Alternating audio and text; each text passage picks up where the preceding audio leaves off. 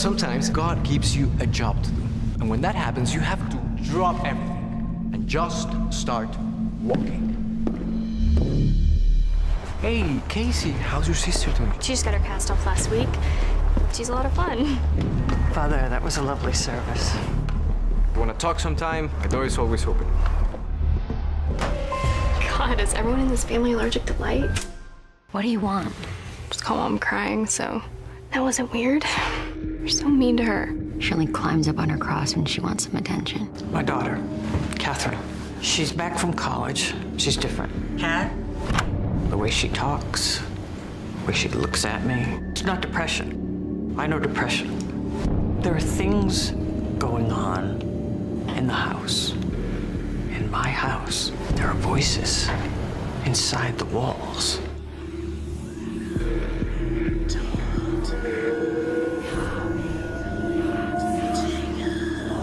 Mom? I am not a crazy person. I'm not saying you're crazy. There is something inside my house. It's a demon. A demon? And it's trying to take my daughter. Oh God! Oh my God! Father Marcus, what can you tell me about demonic possession? I had a dream, and you're in it. Go on. There was a child tied to a bed.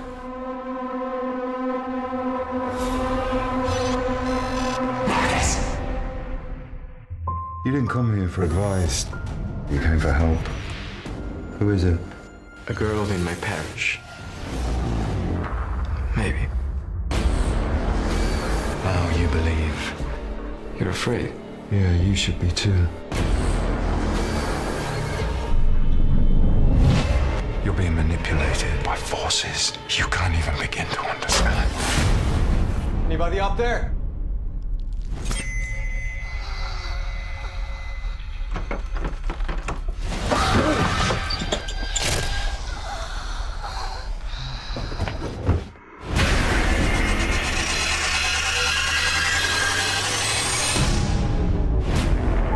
I want you to help me. I won't abandon you.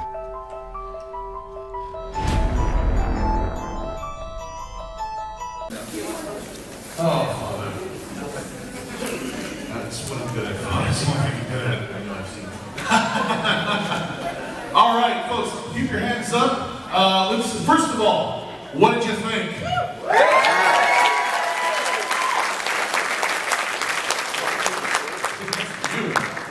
Absolutely. So, does anyone have any questions?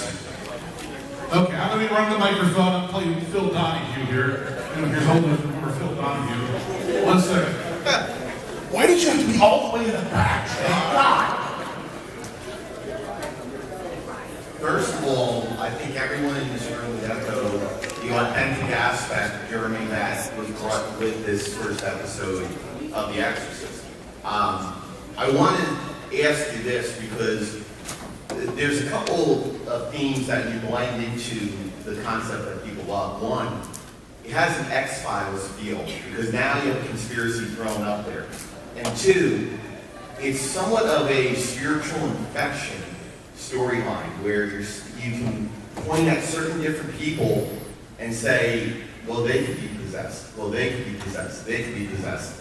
So my question to you is, when you sat down and wrote this and got the concept and the team you're working with, the aspect of never being secure or safe in your own family home or with the religion that you have faith in, how strong did you want to exploit that concept to create fear and to also create a lot of misdirection? Yeah, I think The X-Files is a great reference because I grew up spending my Friday nights not going to parties, sitting at home watching talks, having way more fun. So in order to do a show like The Exorcist and have it run for more than a single season, I think you need a mythology. I think the reason I love shows like Battlestar Galactica, Lost, Buffy, and everything else is because the mythology keeps you hooked. And I think if you try to do a show where, every year there's just another possessed teenager, and just moving one house down the street every year, and it would get really, I don't know how to write that, I don't want to watch that. I think you need a larger world and a larger mythology. So it was important setting up right from the beginning. There's the weird homeless guy. This print is super, super dark, so I don't know if you guys even saw it, but the blind priest that he talks to in St. Aquinas, the eyeball rolls back and he has the same normal people. It's that sense, like you're talking about, that evil has grander ambitions this time around, that it doesn't necessarily have set its sights on a single teenage girl, that it has a goal that it's actively working towards. And that's going to be a big part of our season and our show going forward, is why are they here and what do they want? Thank you. Any other questions? Yeah. I can talk loudly if that. Okay. One of the things that was really interesting for me in the pilot is the connection between race in both our main protagonists, but then also in the primary, like the first exorcism that we see. Would you speak a little bit about how you see race playing into the story going forward, or like why you chose that like mirroring of characters? Yeah, some of it was definitely deliberate, and some of it was a happy accident. Originally, that exorcism was supposed to take place in Ethiopia, and it turns out it's a dangerous place to shoot it, and it also takes about 3 weeks to send a film crew there and get them back in one piece, and we had 4 days, so we had to change that to Mexico City at the last possible minute. But for the role of Father Tomas, it was important to us to try to have, we wanted a diverse cast, it was important to Fox. And I also wanted priests who don't necessarily feel like mirror images of Mary Harris. It's 53% of Catholicism is Hispanic or Latino. And so it felt important to kind of explore that aspect, which we haven't really seen in the movies a little bit. Tomas's culture and heritage. It's not a huge part of the show, but it's an important part of his character and his approach to faith. He's just he's the best actor that we found. I always try to write scripts kind of very colorblind and just go try to cast the best actor possible. And Tomas was a tricky one because Father Marcus, you just needed a badass. You just needed a guy to come in there and blow everyone off the screen. We found Ben Daniels pretty early on, who's just a tremendous British stage actor. And we knew that was on Marcus right away. But Tomas was trickier because he really needs to be someone who kind of radiates warmth and compassion, a guy that you really like, but a guy who seems wildly unequipped to walk into a room with a demon. He's the first guy who dies in a horror movie. And so finding someone who could play both sides of that same coin was really tricky for us. We found out fun. It's awesome. Next. Oh, Con Jesus has joined us. You have a question? Yes. It appears you need some help. Is there anything I can do to help? Please. The power of youth compels us.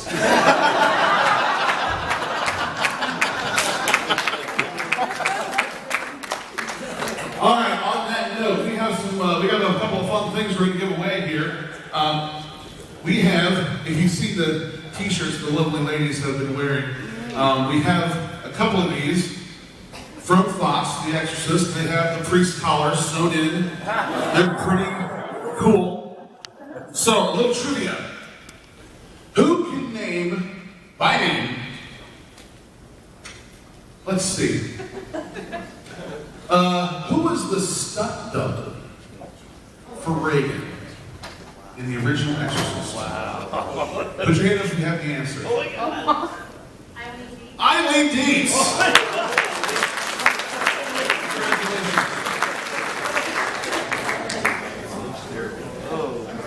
Okay,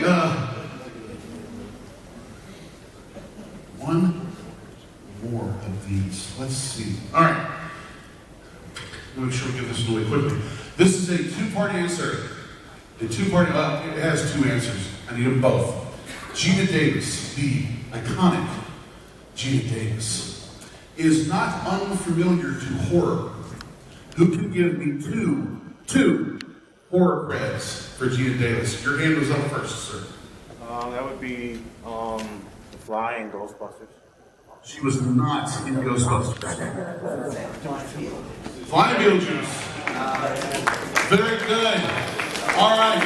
Folks, thank you so much for coming. Thank you so much to Fox for allowing me.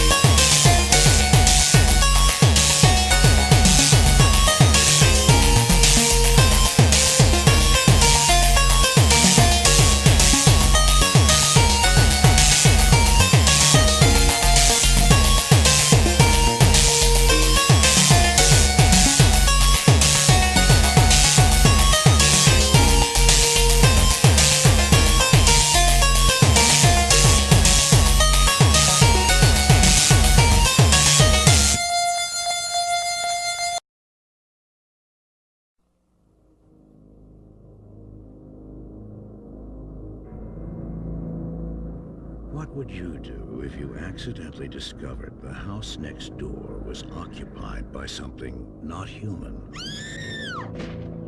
Something horrifying. Something unspeakably evil. No one believes you. Mom, I didn't have a nightmare. Not your mom. They did kill a girl over there. Not your girlfriend. Charlie, is this some sort of a trick to get me back? Not even the police. Look, I know it's crazy. I know that, but look, Lieutenant! It knows that you know. You'll do anything to protect yourself, but it will do anything to protect its secret.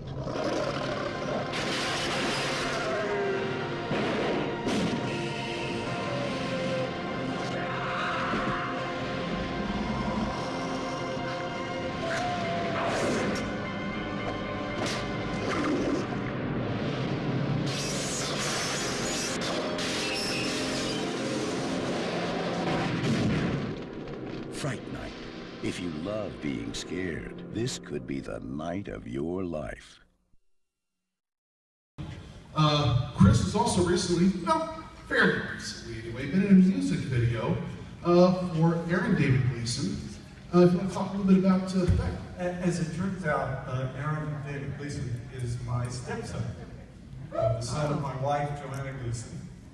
Very talented musician, composer, and he did this video called Mastermind that my wife and I were both in, and directed by Jeremiah Kidd, who is a very, very talented young director. So I hope you all enjoy it. I just wanted to let you know that I'm in it for a little bit. Did it obviously as we say in some sort of a mitzvah for my stepson Aaron. So I hope you all enjoy it. Okay, have a good time.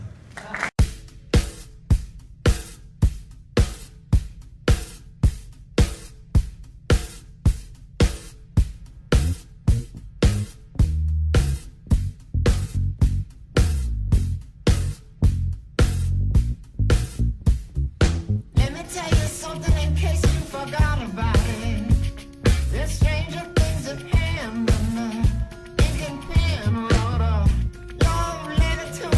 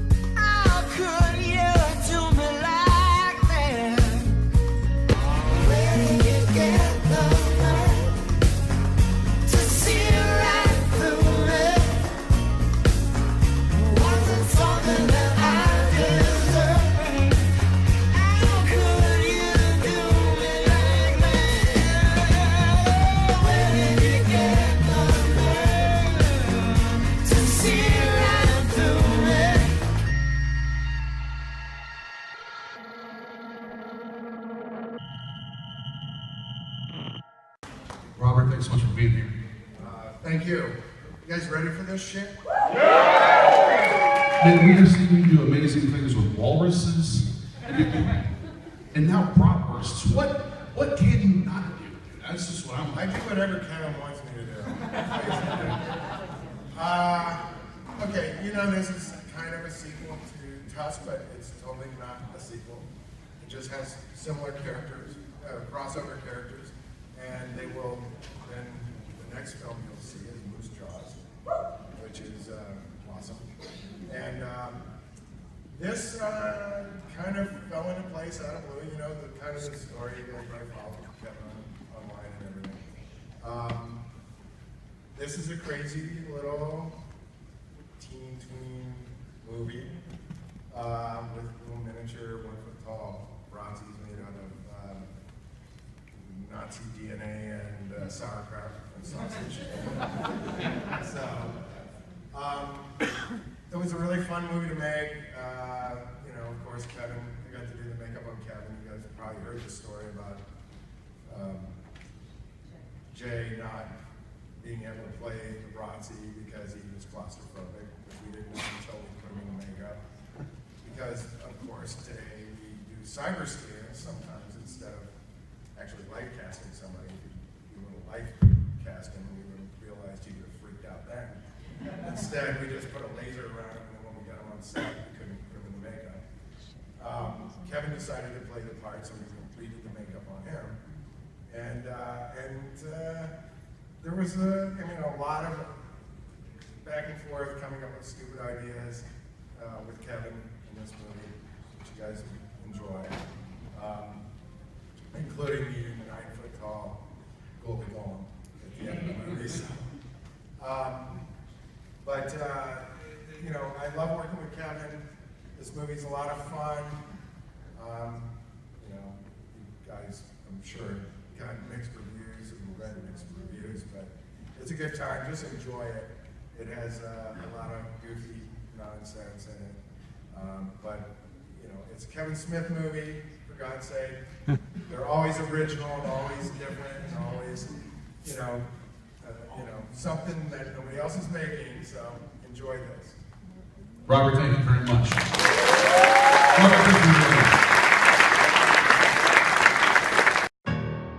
I'm talking about your entire generation. Generation Y, I call it. You live on your phones. You have no idea how to function like normal people in the real world. Miss Wickland, this isn't the real world. This is Canada.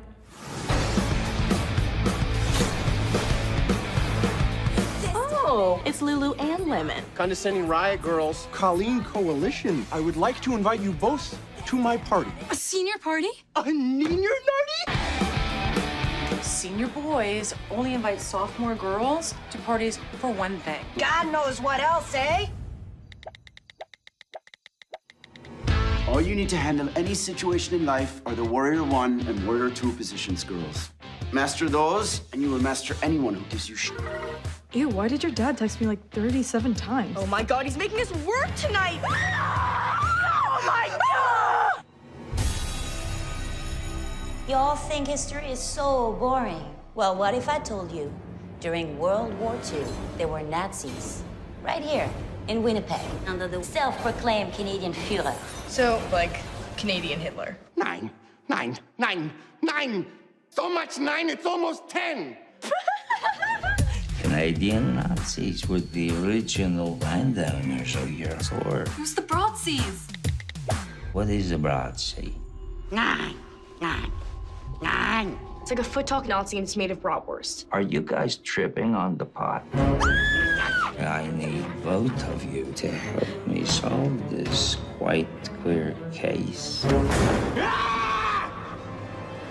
Sorry. Destroy everything that threatens anyone or anything that you love. That's the yoga way. We can do this. We do tons of stupid stuff with our adults all the time. Now in Warrior 3, we you get the shit out of these bratwurst bitches, okay? Okay. Warrior 3! Sorry, boot that. Sorry, boot that. Sorry, boot that.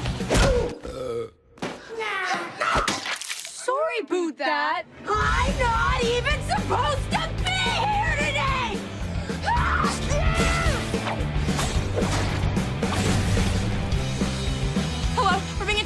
sausage men with concentrated sauerkraut for blood. They look like Adolf Hitler. Damn yoga hosers. Don't you move, you yoga hoser! This is so basic. This is beyond basic.